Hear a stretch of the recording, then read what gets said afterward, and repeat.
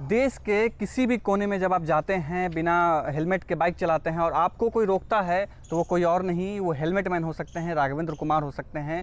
राघवेंद्र कुमार मूलतः बिहार के कैमूर के रहने वाले हैं। हम सीधा उन्हीं से जानेंगे कि आखिर ये उनके इस पूरे उपक्रम में ये पूरा जो ये काम करते हैं, ये इसमें क्या उनकी मंशा है और वो क्यों करते हैं।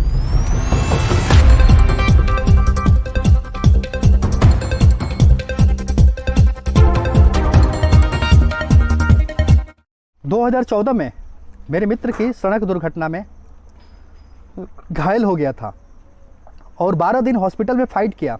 और हम लोग हॉस्पिटल में उस 12 दिन के अंदर, आप बिलीव नहीं करेंगे, हॉस्पिटल किसी पेड़ के नीचे, किसी बेड्स के नीचे, जो हॉस्पिटल में कर्मचारी भी होता है, जो सफाई कर्मी भी होता है, उसकी भी डांट सुनते थे कि यहाँ मत लेट। सिर्फ क्यों? क्योंकि एक मित्र की आवाज़ सुन सकें। और 12 से 15 दिन फाइट के बाद वो हमें से हमेशा के लिए छोड़ करके चला गया। और ये भारत में सिर्फ मेरा एक अकेला मित्र, सिर्फ उसी की दुर्घटना नहीं थी। ये भारत में प्रतिवर्ष 1.5 लाख लोगों के साथ ऐसे ही होता है। ये तो सरकारी आंकड़े हैं। एक फैमिली जो दुर्घटना होती है तो वो बहुत पीछे चली जाती है, हताश हो जाती है। वो दुनिया के बारे में क्या सोचे, दूसरों के बारे में क्या सोचे।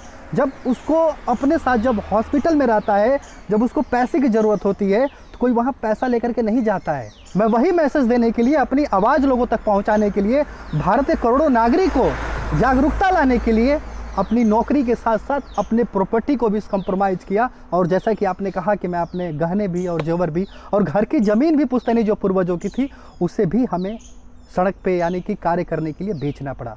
सड़क दुर्घटना में मौत ही नहीं हो रही है, घायल भी हो जा रहे हैं, जो कि विकलांग के रूप में देखते हैं। इसीलिए मैं चाहता हूँ कि हमारे भारत के जो स्कूलों में जो 100% जहाँ पे ड्रेस, ब्लेजर, किताबें, झोला, बैग, जूते सब कुछ दिए जाते हैं, तो वहाँ हेलमेट क्यों नहीं?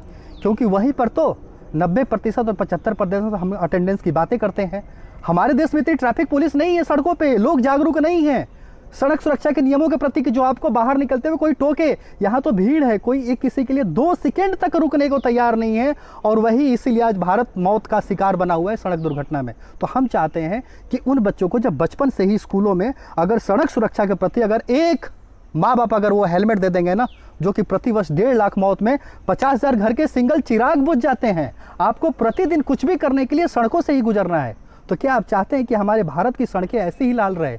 उसी लाल को मैं कम करने के लिए, बचाने के लिए आज मुझे अपनी संपत्ति या जितनी जो बातें कर रहा हूँ, मुझे घर का अपना जो जेवर भी, पत्नी का भी, या खुद मैं अपना वो चीज़ें सेल करना पड़ा। क्यों? क्योंकि मैं बहुत कर्ज माइनस में हो गया था अपनी जो नौकरी छोड़ने के बाद।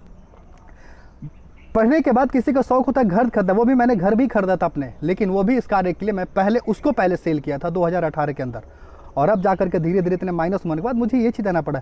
लेकिन फिर भी जो आज जागरूकता लोगों तक, मैं करोड़ों लोगों तक नहीं पहुँचाऊँ, लेकिन आज लाखों ऐसे परिवार हैं जो कहीं ना कहीं हमसे काफ़ी प्रभावित हैं, जागरूक भी हैं, और कहीं ना कहीं वो लोग मेरे मिशन का हिस्सा भी हैं। हमारा जो परिवार है वो कहीं ना कहीं उन चीज़ों से कहीं नाखुश है, लेकिन मैं उनको अपना सीना फाड़ के तो नहीं दिखा सकता। क्योंकि जो मैं सड़कों पे चल के फील करता हूँ, जो मैं दूसरे का दुख का दर्द समझ रहा हूँ, मेरे परिवार वाले बिल्कुल ही नहीं समझ रहे हैं। और वो भी उन्हीं परिवारों की तरह जैसे भारत में और परिवारें रहती हैं। लेकिन मैं दुनिया को बचाने के लिए बड़ी लड़ाई लड़ रहा हूँ, दूसरी तरफ अपने परिवार को समझाने के लिए या उनकी भी बातों का मैं उनसे भी एक तरीके से बहुत बड़ा संघर्ष कर रहा हूँ। लोग पूछते थे कि कब तक ऐसे, और हम भी जब सड़कों पे कार्य करते हैं तो जो मेरा परिवार क्वेश्चन करता है कि कब तक, उसी तरीके से मुझे दुनिया क्वेश्चन करती है कब तक ऐसे करते रहोगे। तो हमने कह दिया कि राम ने 14 साल का वनवास लिया था, हमने तो 75 साल का ले लिया। जब शुरुआती दौर में मैं सड़कों पर हेलमेट लेकर के निकला तो जनता बहुत खुश हुई, क्योंकि मेरे हाथ में हेलमेट था और लोग लेने के लिए कतार लगी। लेकिन दुख वहाँ पे होता था तो कोई ये कहता मुझे 1 नहीं 2 दे दो, 3 दे दो, और लोग लूट करके लेकर के चले जाते थे। लेकिन मैं क्या करना चाह रहा हूँ ये लोग समझने के लिए तैयार नहीं हो पा रहे थे। ये सिलसिला 2 साल तक चलता रहा, और 2 साल के बाद एक माँ का कॉल आया। ये उस माँ का कॉल था जो कि मृत्यु के दौरान में अपने मित्र के बहुत सारे सामान ऐसे बिखरे हुए थे, वहाँ से हमने कुछ पुस्तकें उठाई हुई थी जो कि किसी दूसरे बच्चे को दे दिया था, और पटना में वो हमने दिया हुआ था उसकी किताब। और वही उस जो बच्चे को किताब मिली थी उसकी माँ का कॉल आया कि सर आपके पुस्तक देने से जो मेरा बेटा है जिले में प्रथम स्थान लाया हुआ है। तब से मेरा वहीं पे इरादा बदल गया कि हमने सोचा कि हमने एक बच्चे के हाथ में पुस्तक दिया तो जिले में टॉप किया, हम क्यों किसी को ऐसे हेलमेट दे रहे हैं। अब हेलमेट उसी को देंगे जो हमें पुस्तक देना महत्व समझेगा।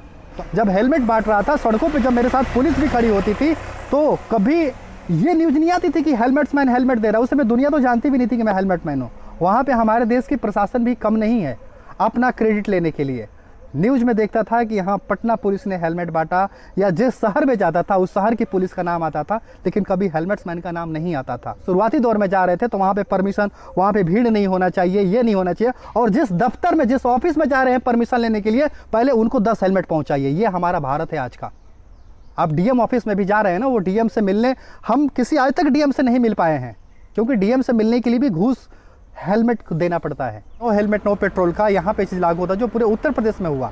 लेकिन आप कोई भी आप आवेदन लेकर के जाइए, चाहे यहाँ पे यमुना एक्सप्रेस में टोल टैक्स की बात हो, मैंने इसको लक्ष्य रखा था कि भारत में कोई भी टोल टैक्स है, कोई भी व्यक्ति बिना हेलमेट टोल टैक्स पास न करे। यहाँ तो लागू हो गया, लेकिन वहाँ तक क्या है कि कोई भी प्रशासनिक अधिकारी आपको क्रेडिट देने के लिए तैयार नहीं रहता है। जैसे हमने नो हेलमेट नो पेट्रोल का यहाँ पे गौतम बुद्ध नगर से, जब BN साहब डीएम साहब थे, हमने वहाँ पे चीज़ किया हुआ था, तो लागू तो हो जाती है चीज़ें, आपका मेहनत होता है उसके पीछे, लेकिन क्रेडिट्स की होड़ मची रहती है। सड़क दुर्घटना में अपने दोस्त को खो देने के बाद हेलमेट मैन ने जिम्मा उठाया कि पूरे देश में अब कहीं कोई व्यक्ति हेलमेट के बिना नहीं सड़क पे निकलेगा, हेलमेट के बगैर कोई आदमी गाड़ी नहीं चलाएगा और हेलमेट की वजह से किसी आदमी की मृत्यु नहीं होगी।